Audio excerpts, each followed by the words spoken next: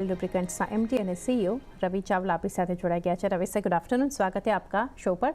और सबसे पहले सर जानना चाहेंगे क्वार्टर फोर अब तक जो है इन टर्म्स ऑफ डिमांड कैसा जा रहा है और जो सेम रहेगा लाइक क्वार्टर थ्री।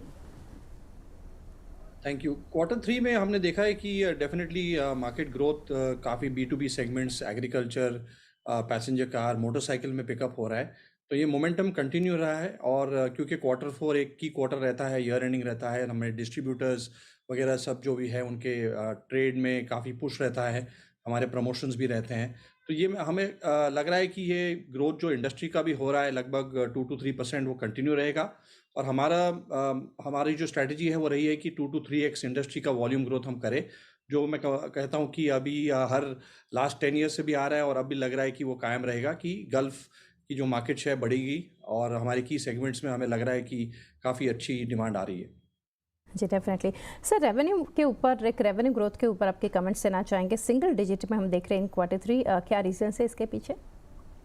देखिए, अब लगभग 10% हमारा जो सेल्स है ये OEMs के लिए फैक्ट्री फिल में जाता है, जो नई गाड़ियाँ बनती हैं, नई कमर्शियल व्हीकल्स बनती हैं उसमें जाता है। तो उसमें थोड़ा सॉफ्टनेस आया है इस क्वार्टर में, बट हमारे दूसरे सेगमेंट्स अच्छे ग्रो हो रहे हैं। तो ये रेवेन्यू ड्रिप उनके कारण है कि फैक्ट्री फिल थोड़ा कम हो गया वॉल्यूम, जो लगभग 10% है हमारे वॉल्यूम्स का इम्पैक्ट, और 10% शेयर रहता है उन पे हमारे वॉल्यूम से। 90% जो रिप्लेसमेंट है वो अच्छा ग्रोथ हो रहा है हमारे सेगमेंट्स में।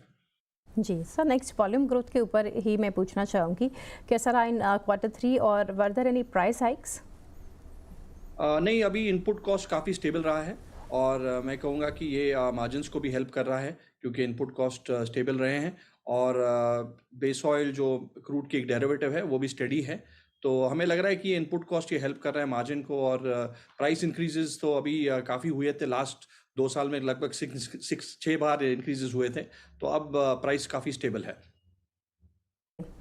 आगे सर, जो कंसोलिडेशन है ऑफ डीसी चार्जर कंपनी वो कंप्लीट होता हमें दिख रहा है, और कब तक रेवेन्यू में इसका कंट्रीब्यूशन हम शुरू देखेंगे यहाँ से स्पेशली, और आगे कुछ इन्वेस्टमेंट इस पर्पस पर बढ़ाना चाहेंगे?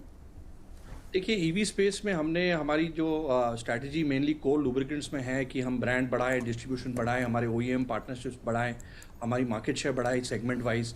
ये 4-5 जो हमारी मेन स्ट्रैटेजी रही है कोर लुब्रिकेंट्स में।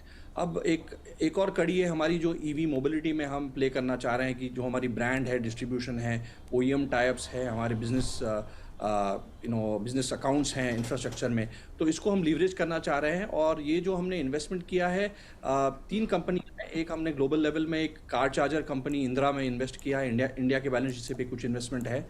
एक सॉफ्टवेयर एज सर्विस कंपनी है, और अब लास्ट 3 मंथ्स में हमने टायरेक्स जो एक DC चार्जर कंपनी है उसमें 51% स्टेक लिया है।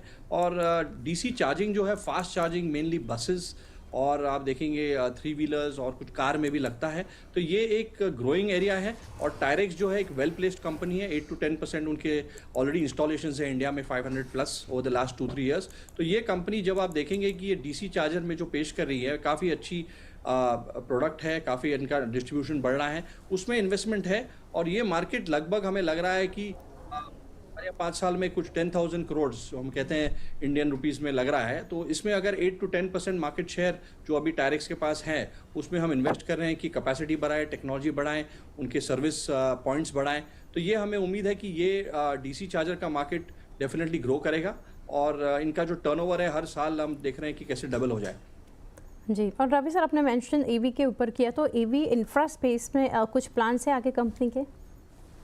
देखिए, हमारी जो स्ट्रैटेजी रही है और बोर्ड वगैरह के साथ जो डिस्कशन होता है कि हम एरियाज़ जो जिसमें हम एंटर कर रहे हैं, जैसे चार्जर मैन्युफैक्चर है, तो ये एक एरिया हमने आइडेंटिफाई किया है। दूसरे एरियाज़ भी हम देख रहे हैं, बट अभी फ़िलहाल मैं कहूँगा कि इस लेवल पे हम इस पे फोकस करेंगे। और ये जो चार्जर मार्केट है और हमारा सॉफ्टवेयर एज अ सर्विस हम कैसे उसको साथ में लाएँ गल्फ ब्रांड के साथ, ये हमारा रहेगा। और कुछ एरियाज़ और भी देख सकते हैं, बट फ़िलहाल हम इस पे फोकस करके इसको ग्रो करने की कोशिश करेंगे। जी, और एक चीज़ रवि सर समझना चाहेंगे, वो है एडब्ल्यू वॉल्यूम्स जो कि है यहाँ से करंट मार्केट शेयर, ये मार्केट में आप कितना देख रहे हैं, and what percentage of sales जो है यहाँ से related products in AW volumes से आता दिख रहा है? देखिए, एडब्लू एक सप्लीमेंट्री प्रोडक्ट है। हमारे डीजल इंजन ऑयल में हमारा मार्केट शेयर काफ़ी अच्छा है, कमर्शियल व्हीकल्स और दूसरे डीजल इंजन OEMs के साथ। डीजल इंजन में ट्रैक्टर्स भी हैं। तो इसमें एक सप्लीमेंट्री प्रोडक्ट है जो BS6 व्हीकल्स है, उसमें अभी एड ब्लू कंपलसरी है। ये एक एक्वा यूरिया सोल्यूशन है वाटर के साथ, जो जब एमिशन निकलता है, एक टैंक रहता है जिसमें से ये जाके स्प्रिंकल होता है और एमिशन को इम्प्रूव करता है। जब उसके जो वैल्यूज़ है वो इम्प्रूव करके एमिशंस को और साफ़ करता है, जो इन्वायरमेंट के लिए अच्छा है। ये सप्लीमेंट्री प्रोडक्ट है, ये हम हमारे कस्टमर्स, हमारे डिस्ट्रीब्यूशन में अच्छा फिट हो रहा है और हम इसको हाई क्वालिटी लुब्रिकेंट के साथ एक हाई क्वालिटी यूरिया सोल्यूशन भी दे रहे हैं, जो हम एड ब्लू बुलाते हैं। इसका हमको टाई अप VDA जर्मनी के साथ है। एक बहुत ही बेहतर क्वालिटी की हम कोशिश करते हैं कि इसके सब क्वालिटी को हम बहुत जांच करके मार्केट में लाएं, और हम ज़्यादा मार्केट शेयर नहीं, हमारा उद्देश्य है कि 10% या तो उससे थोड़ा ज़्यादा मार्केट शेयर ले। और ये अभी 31,000 KL हुआ है लास्ट क्वार्टर में।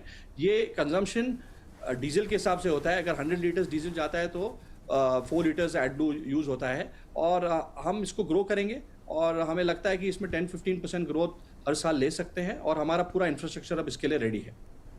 ओके, आगे सर जानेंगे हायर यूटिलाइजेशन इन Q3 Q4 आप एक्सपेक्ट कर रहे हैं, तो क्या रीज़न है इसके पीछे और what is the utilization available? Well, capacity हमारी जो दोनों प्लांट की कैपेसिटी है वो हम 2 शिफ्ट बेसिस में 90,000 हमारा सिलवासा है और 50,000 चेन्नई प्लांट है। इसको हम लगभग 95% यूज़ कर रहे हैं 2 शिफ्ट पे, और हमारी जो डिमांड्स आ रही है उसको हम 3rd शिफ्ट के साथ मैनेज कर सकते हैं नेक्स्ट 2 to 3 ईयर्स। और इसके लिए जो हमको एडिशनल पैकिंग लाइंस वगैरह है वो हम ऐड करते हैं। लगभग 20-25 करोड़ कैपेक्स लगता है हमारा, बट अभी हमारे लिए blending capacity next 2 to 3 years के लिए एडिक्वेट है 3rd शिफ्ट बेसिस पे। जी, और रवि सर लास्टली जानेंगे, company have been adding a lot of new products, तो यहाँ से पर्टिकुलरली बात करें तो new products as a percentage of overall revenue क्या है और स्ट्रेटजी क्या है? देखिए, हर साल मैं कहूँगा new products definitely add 5 to 6% of the sale, and मैं कहूँगा लास्ट 1-2 साल में हमने देखा है कि डेफिनेटली मोटरसाइकिल रेंज में हम प्रोडक्ट्स जो है हमने कुछ लॉन्च किए हैं। पैसेंजर कार में हम SUV कैटेगरी अब बढ़ी है तो उसके लिए प्रोडक्ट्स लॉन्च किए। OEMs के साथ हम डेफिनेटली उनके ग्रोथ के हिसाब से हम प्रोडक्ट्स लॉन्च करते हैं। और मैं कहूँगा कि एक वैल्यू सेगमेंट भी आया है, क्योंकि प्राइसेस काफ़ी बढ़ गए हैं, तो हर एक एरिया में हमको वैल्यू सेगमेंट भी देखना पड़ता है। तो हमने ब्रांड्स लाइक हमारे मोटरसाइकिल में जिप ब्रांड लॉन्च किया है, ट्रैक्टर रेंज में लॉन्च किया है। तो ये नए प्रोडक्ट्स आ रहे हैं मार्केट में, कंज्यूमर्स के डिफरेंट सेगमेंट्स को नीड के बेस के हिसाब से पूरा कर रहे हैं। और जैसे लॉन्ग ड्रेन है, हम उसमें भी हम एक पायनियर रहे हैं। रिसेंटली लास्ट ईयर में हमने एक ट्रैक्टर ऑयल दिया जो industry leading 1000 hours drain interval के बाद को पेश करते हैं। तो हमारे ये नए प्रोडक्ट्स आते रहेंगे। बिसाइड्स ये जो प्रोडक्ट्स मैंने आपने मेंशन किए, कुछ प्रीमियम प्रोडक्ट्स भी हम सिंथेटिक और सेमी सिंथेटिक में लाएंगे, जिससे वैल्यू एडिशन ज़्यादा होता है। तो ये हमारा R&D जो गल्फ का ग्लोबल बेस है, ये इंडिया में है, एन्नौर में, चेन्नई प्लांट में। तो ये प्रोडक्ट्स OEMs और एडिटिव कंपनी के साथ टेस्ट करके इंडियन मार्केट में पेश करते हैं, और ये रहेगा ये प्रोसेस। जी डेफिनेटली रवि सर, काफ़ी डिटेल्स आपने हमारे साथ शेयर की। थैंक यू जुड़ने के लिए and best wishes for coming quarters.